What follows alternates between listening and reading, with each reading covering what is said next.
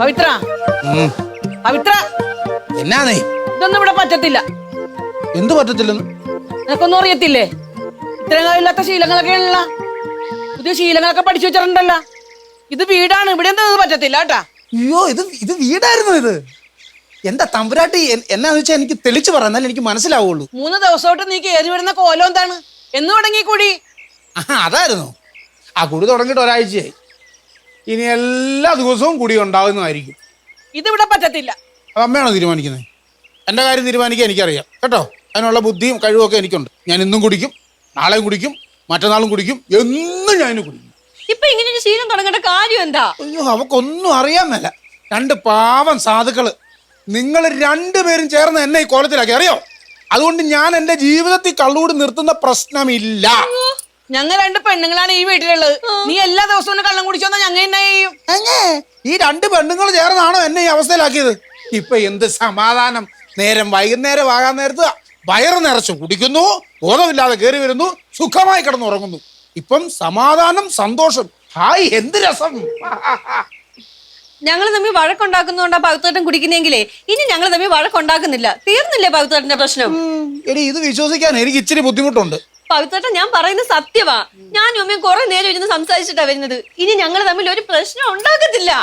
നേരെ പവിത്ര, ഞങ്ങള് കാരണം നീ കുടിച്ച് നശിക്കുന്നത് കാണാൻ ഞങ്ങൾക്ക് വയ്യ. ഒന്നില്ലെങ്കിൽ ഞാൻ നിന്റെ അമ്മയല്ലേടാ. ഒരു മോൻ കുടിച്ച് നശിക്കണം കാണാൻ ഏതെങ്കിലും അമ്മമാർക്ക് പറ്റുവാ? ആഹാ, ഇതെന്നെ വർത്തമാനം അമ്മച്ചി പറയുന്നത്? പവിത്രത്തിന് എന്തെങ്കിലും പറ്റി അമ്മച്ചിക്ക് മാത്രമേ വേദനിക്കുള്ളൂ, എനിക്ക് വേദനിക്കത്തില്ലേ? എന്റെ ഭർത്താവാ അത്. നീ വന്നിട്ട് 2 മാസമല്ലായിട്ടുള്ളു. ഞാനും ജനിച്ചപ്പോ മുതൽ കാണുന്നതാണ്. എനിക്കില്ലാത്ത ദണ്ണമൊന്നും നിനക്കുണ്ടാവില്ല. ഉണ്ട്, എനിക്ക് ദണ്ണമുണ്ട്. കാരണമേ ഈ മനുഷ്യൻ ഇനി ജീവിക്കേണ്ടത് എന്റെ കൂടാ. അമ്മച്ചിക്കൊക്കെ ഇനി എത്ര കാലം ആയുസുണ്ടെന്ന് ആർക്കറിയാം? അമ്പടി, ഞാൻ എളുപ്പം ചാകാൻ വേണ്ടി കാത്തിരിക്കല്ല തമ്പുരാട്ടി. പവിത്ര, കണ്ടാ വിൽക്കണം മനസ്സിലിരിപ്പ്. ആഹാ, എന്റെ മനസ്സിലിരിപ്പിന് എന്താ കുഴപ്പം അമ്മച്ചി?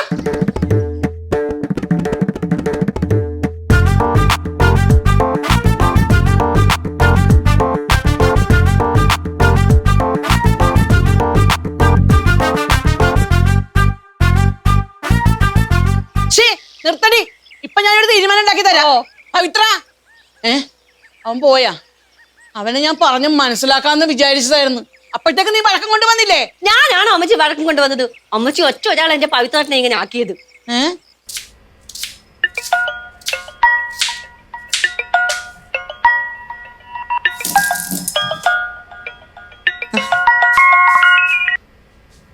ഹലോ.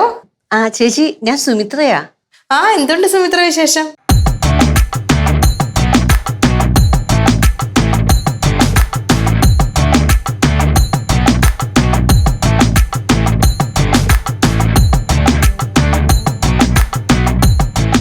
ശരി കേട്ടോ, വിഷമിക്കണ്ട. എന്തായാലും ഞാൻ വിളിക്കാവേ.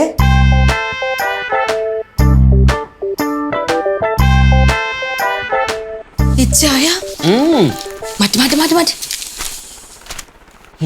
ഒരു സംഭവം അറിഞ്ഞില്ല. പവിത്രൻ ഭയങ്കര കള്ളുകൂടിയാന്ന്. ആര് പറഞ്ഞു? ദേ ഇപ്പൊ സുമിത്ര വിളിച്ച് പറഞ്ഞതാ. എല്ലാ ദിവസവും കള്ളു കുടിച്ച് ബോധമില്ലാതെ വീട്ടിൽ വരുമെന്ന്. സുമിത്ര വെറുതെ പറയുന്ന അല്ല ഇച്ചായ, സുമിത്ര കഴിഞ്ഞ ദിവസം വിളിച്ചിട്ട് എനിക്കൊരു നേരിയൊരു സൂചന തന്നായിരുന്നു. എല്ലാ ദിവസവും ഇങ്ങനെ കള്ളു കുടിച്ചു വരുമെന്ന്. അപ്പൊ ഞാൻ പറഞ്ഞു സാരമില്ല, ആണുങ്ങളല്ലേ, ഇടക്കിടക്ക് കള്ളു കുടിക്കും, കുഴപ്പമില്ലാന്ന്. ഇപ്പൊ വിളിച്ച് പറയുക ഡെയിലി കള്ളു കുടിച്ച് ബോധമില്ലാതെ വരുമെന്ന്. എന്നിട്ട് ആരോടും ഒന്നും മിണ്ടത്തുമില്ലാന്ന്. ആണോ? പവിത്രൻ ഇങ്ങനെ ഒരു ശീലം ഇല്ലായിരുന്നാണല്ലോ, ഇതിപ്പോ എവിടെ നിന്ന് വന്നത്? അത് തന്നെ സുമിത്രൻ പറയുന്നത്. സുമിത്രക്കാണെങ്കിൽ ഭയങ്കര വിഷമ.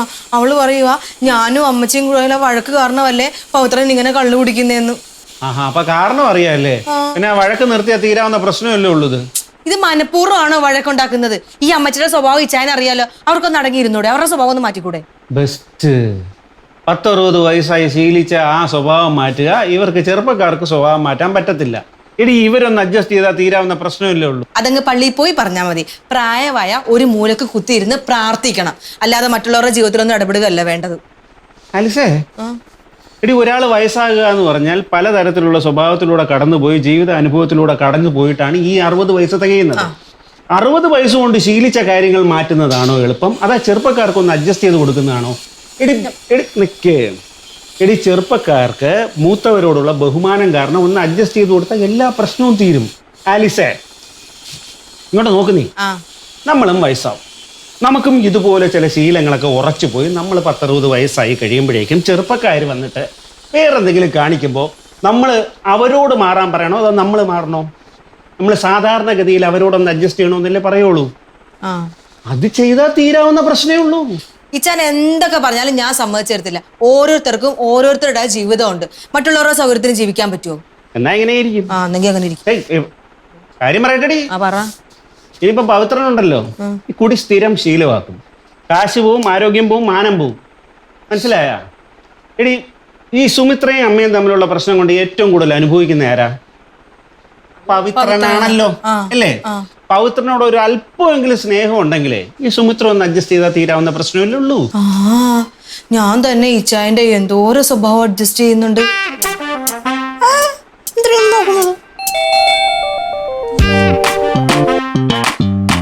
ഇവിടെ മണ്ടിയാണോ മണ്ടിയായിട്ട് അഭിനയിക്കുന്നതാണോ? ആലീസ നമസ്കാരം. നമസ്കാരം. ഡോക്ടറല്ലേ ഇവിടെ? ഉണ്ടല്ലോ. എന്തേ? അല്ലെ, ഡോക്ടറെ കണ്ടൊരു അത്യാവശ്യം ഉണ്ടായിരുന്നു, ചെറിയൊരു അത്യാവശ്യം. കാശിനായിരിക്കും. അതെ, എങ്ങനെ മനസ്സിലായത്? ആ മുക്കറ്റം കള്ളു കുടിക്കുന്നവർക്കേ കാശ് എന്തിനാന്നൊക്കെ എനിക്ക് മനസ്സിലാവും. അത് മനസ്സിലാക്കാൻ വലിയ ബുദ്ധിയുടെ ആവശ്യമൊന്നുമില്ല.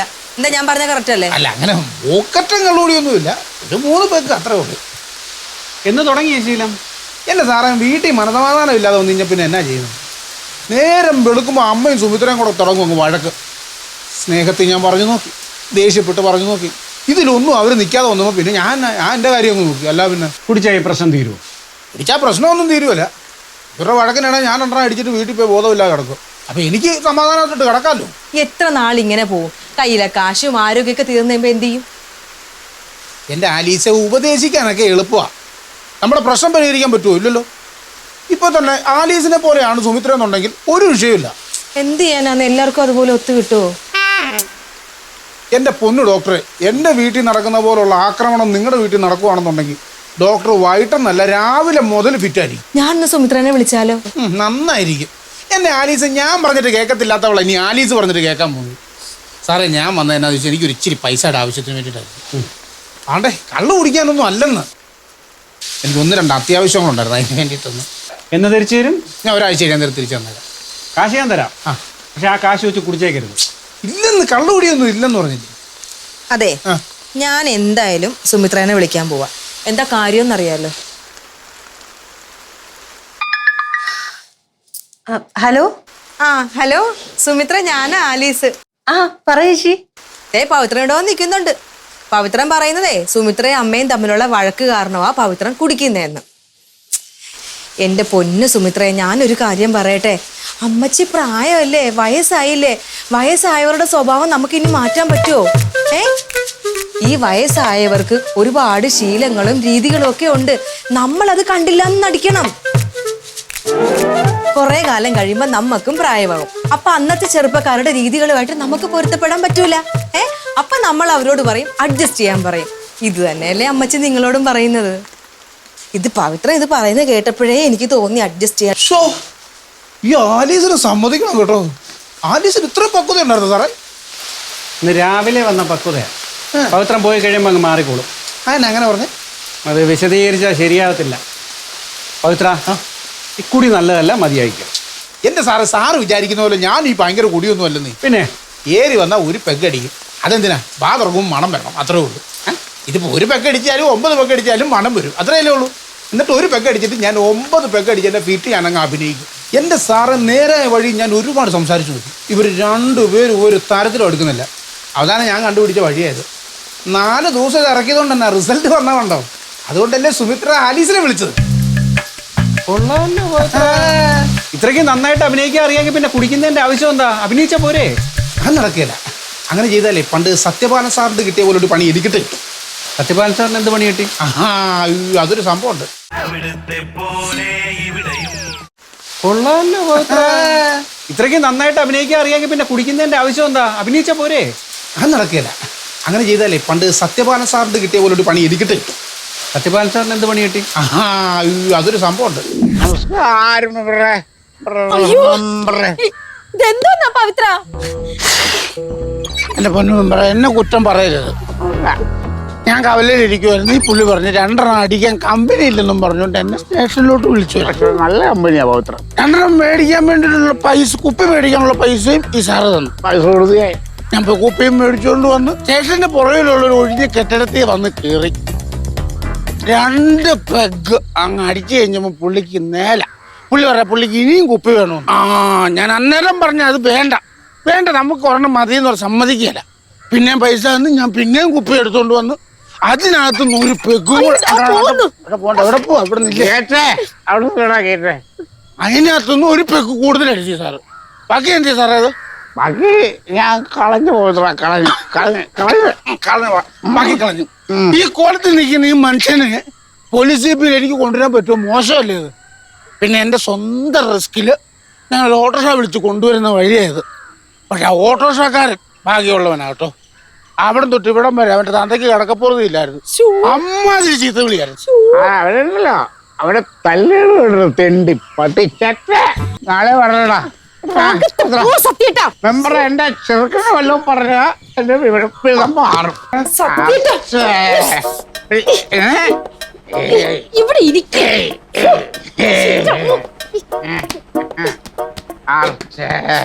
ഈ സ്നേഹമുള്ള ആളാണ് അർച്ചേ.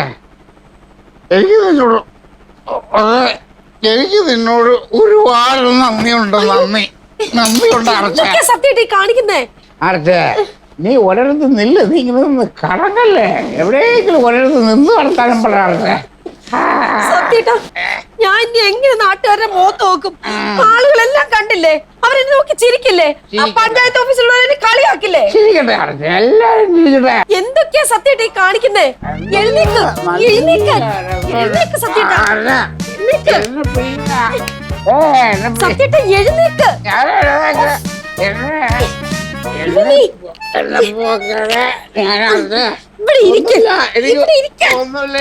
ഒന്നുമില്ല എനിക്ക്.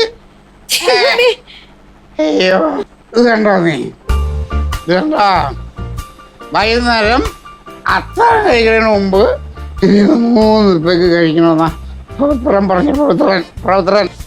പവിത്രൻ അവനിങ്ങോട്ട് പറയട്ടെ, ഞാൻ അവനെ കൊല്ലും. അവനെ എന്റെ അവനെ ഒന്നും ചെയ്ത് നല്ല സ്നേഹമുള്ള പയ്യനാ. അവനാണ് എനിക്ക് കണ്ടുപിടിക്കാൻ കമ്പനി തന്നെ. നല്ല സ്നേഹമുള്ള പയ്യനാ. സത്യേട്ടാ കുറച്ചു നേരം കിടന്ന് ഉറങ്ങ്, എന്നിട്ട് എഴുന്നേറ്റ് കുളിക്കാം. അപ്പൊ ഈ മദ്യത്തിന് വേണ്ടി ഞാനൊരു പാട്ട് പാടാം. അയ്യോ സത്യേട്ടാ, നാട്ടുകാരെ ഇവിടെ കൂടെ കൂട്ടണോ? ഇല്ല, സത്യേട്ടാ മിണ്ടാതിരിക്ക. സത്യേട്ടാ ഞാൻ പാടും. എന്നെ പാടാം. സത്യേട്ടാ ചന്ദ്രികയൊന്നും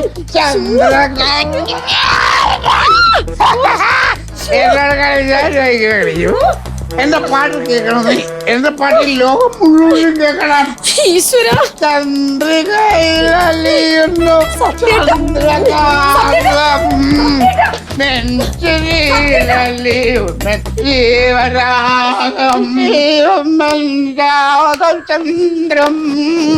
എന്റെ ചന്ദ്രികയിലലിയുന്നു ചന്ദ്രകാന്തം.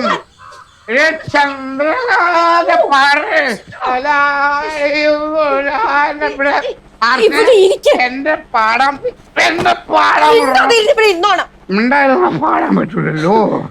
എനിക്ക് പാടണം അർച്ചേ. എന്റെ പാട്ട് നീ കേക്കണം. ഇവിടെ കിടന്നോണം.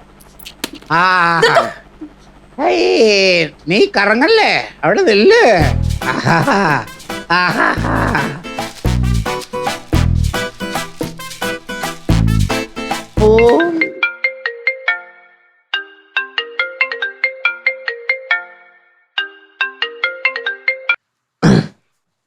കുഞ്ഞെ സാറേ എന്തായി? കുഞ്ഞെ എല്ലാം സക്സസ്. എന്റെ അഭിനയം അവള് വിശ്വസിച്ചു. എന്നിട്ട് അവൾക്ക് ദേഷ്യവും സങ്കടമൊക്കെ വന്നു. അത് മതി സാറേ, അത് മതി. എനിക്ക് ഉറപ്പുണ്ടായിരുന്നു സാറിന്റെ അഭിനയം ഏക്കൊന്നു. ഞാന് എഫക്റ്റിന് വേണ്ടിയിട്ട് ആ വൃത്തിയായിട്ട് സാധനം എടുത്ത് കുറച്ചെന്റെ ദേഹത്തങ്ങ് തളിച്ച്, അതും കൂടെ ആയപ്പോ അവളങ്ങ് വിശ്വസിച്ച്. ഓ അത് കുഴപ്പമില്ല, അത് കുഴപ്പമില്ല. നാറ്റോലിനേ ഉള്ളൂ. പക്ഷെ കാര്യം ഓക്കെ ആയല്ലോ. ഉള്ളത് പറയാലോ കുഞ്ഞെ, പവിത്രനും അടിപൊളിയായിരുന്നു. സാറിന്റെ ടെൻഷനൊക്കെ മാറിയല്ലോ. അയ്യോ, ഇപ്പൊ എനിക്ക് ഭയങ്കര സമാധാനമായി. സത്യം പറയാലോ.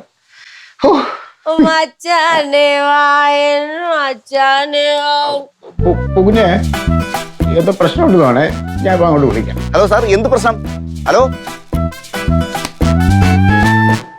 മച്ചാനെ വായൻ മച്ചാനെ വാ സത്യേട്ടാ വായൻ സത്യേട്ടാ വാ ആർച്ചേ?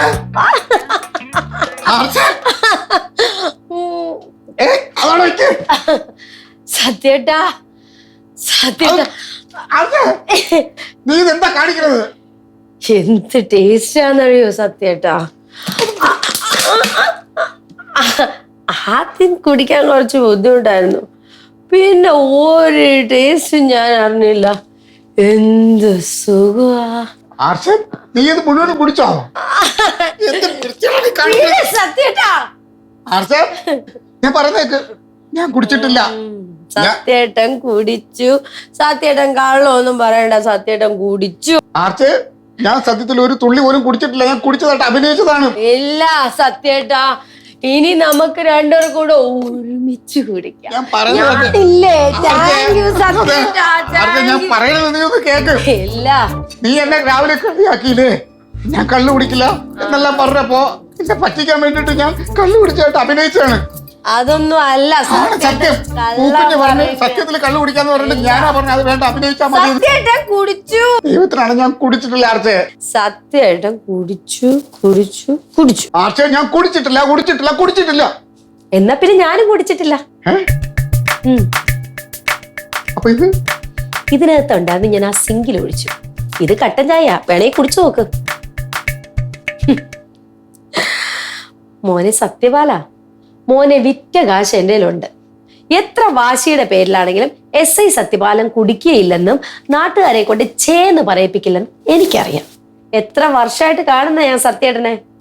ആ ഗേറ്റിൽ തൂങ്ങിയിട്ടുള്ള പ്രകടനമില്ലേ, അത് കണ്ടപ്പോ തന്നെ എനിക്ക് കാര്യം മനസ്സിലായി, അടവാണെന്ന്.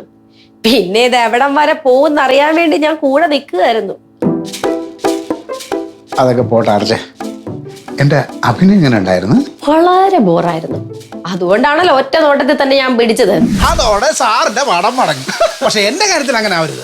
ഞാൻ അടുത്ത് ചെന്ന് നിൽക്കാൻ നേരത്ത് ഫിറ്റ് ആണെന്ന് തന്നെ പറയണം. പവിത്ര, ഞാൻ എല്ലാ കാര്യവും സുമിത്രയോട് സംസാരിച്ചിട്ടുണ്ട്. ഇനി സുമിത്രയുടെ ഭാഗത്തുനിന്ന് പവിത്രന് ഒരു പ്രശ്നം ഉണ്ടാവത്തില്ല. ഞാൻ വിശ്വസിക്കൊന്നുമില്ല. ആലീസിനോട് പറഞ്ഞൊന്നും ആയിരിക്കില്ല വീട്ടിൽ ചെല്ലാൻ നേരത്ത് ഞാൻ കാണുന്നത്. എന്നെ ബോധത്തോടെ കണ്ടു കഴിഞ്ഞാൽ അവർ വീണ്ടും തുടങ്ങും വഴക്ക്. അതുകൊണ്ട് ഇന്നും പഴയ മട്ടിൽ തന്നെ അങ്ങ് ചെല്ലാം. എന്താ സംഭവിക്കുന്നതെന്ന് എനിക്കൊന്നും അറിയണമല്ലോ.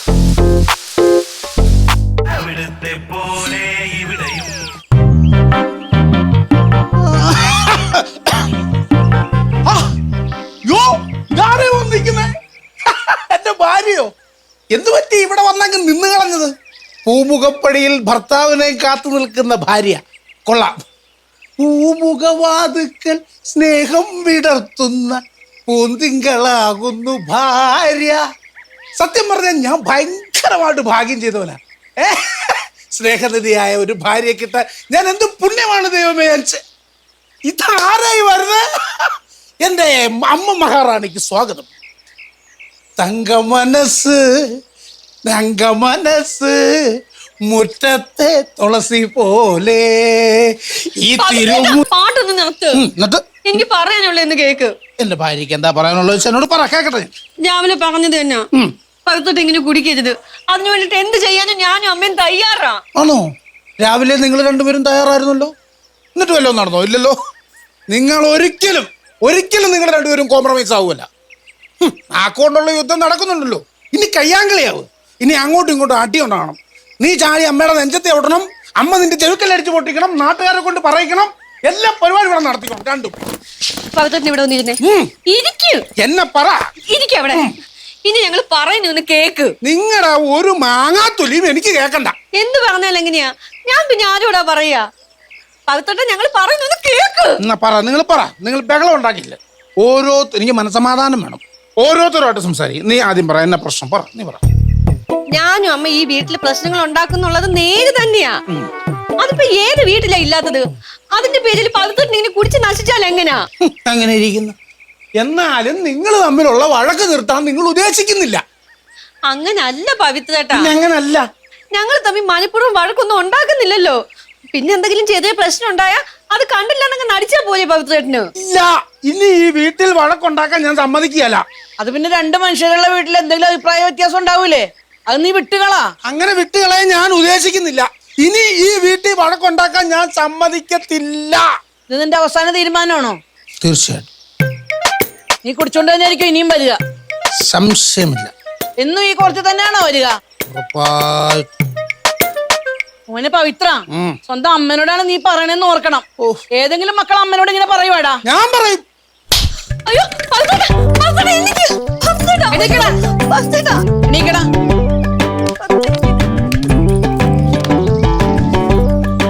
പോത്തുപോലെ വലുതായെന്നും പറഞ്ഞിട്ട് എന്ത് തോന്നിയ വസം കാണിക്കാന്നാണാ?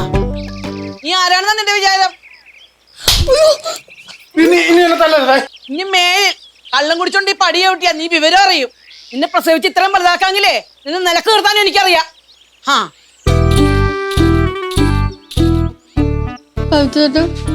വേദനിച്ചോ? അതെ, ആലീസ് ചേച്ചി വിളിച്ചായിരുന്നു. ഞാൻ പറഞ്ഞിട്ടാ വിളിച്ചത്. ഇനി ഒരു പ്രശ്നം ഉണ്ടാവത്തില്ലെന്നും എല്ലാം പറഞ്ഞു കോംപ്രമൈസ് ആക്കിയിട്ടുണ്ടെന്നും പറഞ്ഞു. അത് മാത്രമല്ല പറഞ്ഞത്. പിന്നെ അമ്മ ഉണ്ടോ സുമിത്ര അടുത്ത്? ഉണ്ട്. ആ, അമ്മയുടെ ഒന്ന് കൊടുത്തേ. അമ്മേ, ദേ ഞാൻ പറഞ്ഞതൊക്കെ ഓർമ്മയുണ്ടല്ല. സുമിത്ര ഒരു ഭാര്യയാണ്. ഭർത്താക്കന്മാരുടെ വിഷമം മനസ്സിലാക്കി വേണം ഭാര്യമാര് പെരുമാറാൻ. ഇനി എന്ത് തന്നെ പവിത്രം പറഞ്ഞോട്ടെ, പക്ഷെ തിരിച്ച് തർക്കിക്കാൻ നിൽക്കരുത്, കേട്ടല്ലോ? ആ, അമ്മ ചെടിയായി കൊടുക്ക്. ആലീസ് ചേച്ചിയാ, അമ്മയോട് സംസാരിക്കണമെന്ന്. ഹലോ. ആ, ഹലോ, എന്തുണ്ട്? ഞാനിപ്പോ സുമിത്രയോട് പറയായിരുന്നു അമ്മേ, സുമിത്ര ഒരു ഭാര്യയല്ലേ, അപ്പൊ ഭർത്താക്കന്മാരുടെ വിഷമമൊക്കെ മനസ്സിലാക്കി വേണം ഭാര്യമാര് പെരുമാറാനെന്ന്. പക്ഷെ അമ്മയ്ക്ക് അതൊന്നും ബാധകമല്ല കേട്ടോ. അമ്മ അമ്മയല്ലേ, അമ്മ ഒരു സെന്റിമെന്റ്സും നോക്കേണ്ട കാര്യമില്ല. പിന്നെ എത്ര പ്രായമായാലും മക്കള് മക്കളാണ്. മക്കളെ ശിക്ഷിക്കാനുള്ള അവകാശമൊക്കെ അമ്മമാർക്കുണ്ട്. അമ്മ കേട്ടിട്ടില്ലേ, അടി ചെയ്യും ഗുണം അണ്ണൻ തമ്മിയും ചെയ്യില്ല എന്ന് അമ്മ കേട്ടിട്ടില്ലേ? അത് തന്നെ.